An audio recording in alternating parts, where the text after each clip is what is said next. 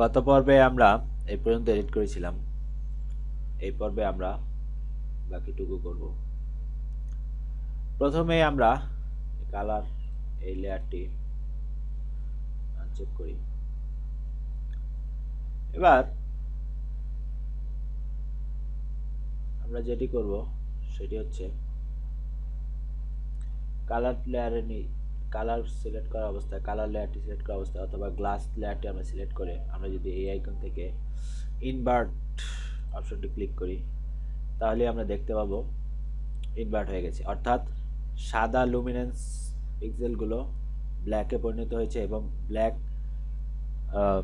পিক্সেলগুলো সাদা কালারে রূপান্তরিত হয়েছে। একে ইনভার্ট বলা হয়। এবার ইনভার্ট করার পর আমরা কালার এই লেয়ারটি সিলেক্ট করি, এখান থেকে নতুন লেয়ার তৈরি করি। এবার আমরা একটি 15 ভ্যালু দেই, যেই কালার দিয়ে আমরা এই নতুন লেয়ারটি ফিল করব। আমার ফোরগ্রাউন্ড কালার ওই কালারটি রয়েছে, তাই আমি অল্ট ব্যাকস্পেস চাপি, তাহলে আমার এই লেয়ারটি এই ফোরগ্রাউন্ড কালারে পরিপূর্ণ হয়ে গেল। এবার এটি আমরা স্মার্ট অবজেক্টে রূপান্তর করব। কনভার্ট টু স্মার্ট অবজেক্টে রূপান্তরিত হয়েছে, অর্থাৎ এটি যাতে আমরা ভবিষ্যতেও এডিট করতে পারি, তাই স্মার্ট অবজেক্ট করলাম। এবার নয়েজ থেকে অ্যাড নয়েজে ক্লিক করলাম। এখানে অ্যামাউন্ট 20, ডিস্ট্রিবিউশন গাউসিয়ান, এবং যেহেতু আমরা কালার চাচ্ছি না তাই আমরা এই মনোক্রোমেটিক অপশনে চেক করে দিই, তারপর ওকে। এখানে এই লেয়ার মাস্কটি দরকার নেই, তাই আমরা এখানে রাইট ক্লিক করে ডিলিট ফিল্টার মাস্ক ক্লিক করি।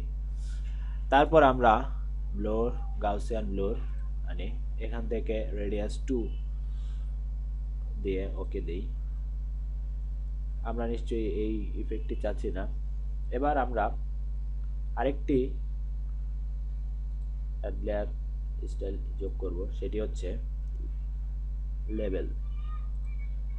এখানে আমরা যদি শ্যাডোর মান 55 এবং হাইলাইটসের মান 65 দেই, তাহলে আমরা স্টার তারার মতো একটি ইফেক্ট পাবো। দেখতেই পাচ্ছেন, এটি আমরা অল চেপে আমরা এটি এই লেয়ারে কনভার্ট ক্লিপিং মাস্ক তৈরি করে দিই, অর্থাৎ এই লেয়ারে এই তারাটি ইফেক্ট করবে শুধু। এবার এই লেয়ারটি আমরা সিলেক্ট করি। এটি আমরা দেখতে পাচ্ছি কিছু অংশ কাটা পড়েছে, যেটির জন্য এটি ঠিক মানানসই হচ্ছে না, তাই আমরা কন্ট্রোল টি চাপি।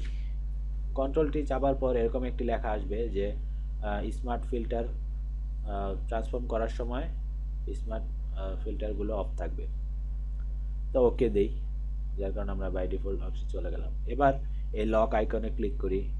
এখানে ধরা যাক আমরা 110 দিয়ে তারপর এন্টার দিই। এবার আমরা আবার এন্টার দিই, তারপর দেখুন আমরা সেই কাটা অংশটি আবার ফিরে পেয়েছি। এবার আমরা যেটি করব সেটি হচ্ছে এই লেয়ারটি ব্লেন্ড মোড নরমাল থেকে আমরা স্ক্রিনে রূপান্তর করব। এখন আপনার কাছে যদি মনে হয় এই স্টারগুলো বেশি মনে হচ্ছে, তাহলে আপনি এই লেভেলে ক্লিক করে আপনি ইচ্ছা করলে এখানে বাড়াতে কমাতে পারেন। আমি আপ অ্যারো কি দিয়ে বাড়াচ্ছি, এখানে 57 এনাফ। তাহলে দেখুন আমরা কত সুন্দরভাবে নয়েজ তৈরি করে আমরা স্টার এফেক্ট দিতে পারলাম।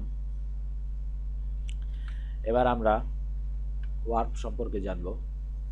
যেমন এই টেক্সটগুলো আমরা আগে ওপেন করি। এখানে এই কালারটি হয়ে আছে কারণ এই ফন্টটি আমার পিসিতে ইনস্টল করা নেই, তাই।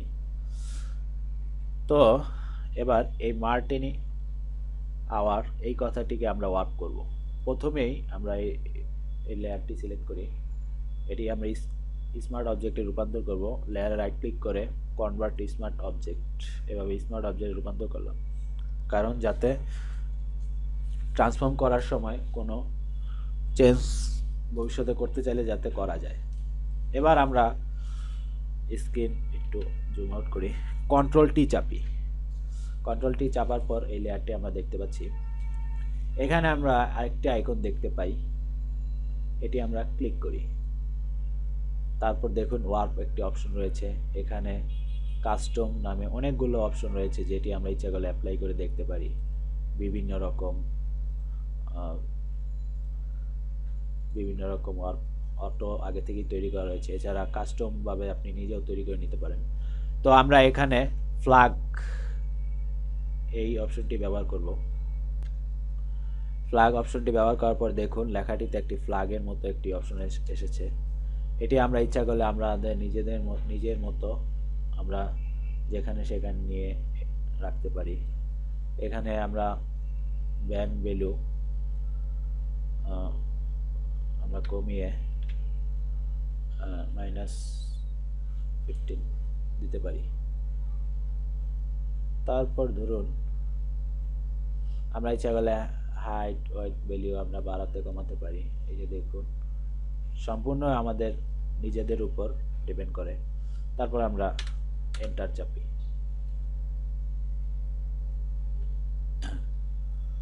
এবার আপনাকে একটু দেখানোর জন্য আমরা দেখি, আমরা এই লেয়ারটি আবার কন্ট্রোল টি চাপি।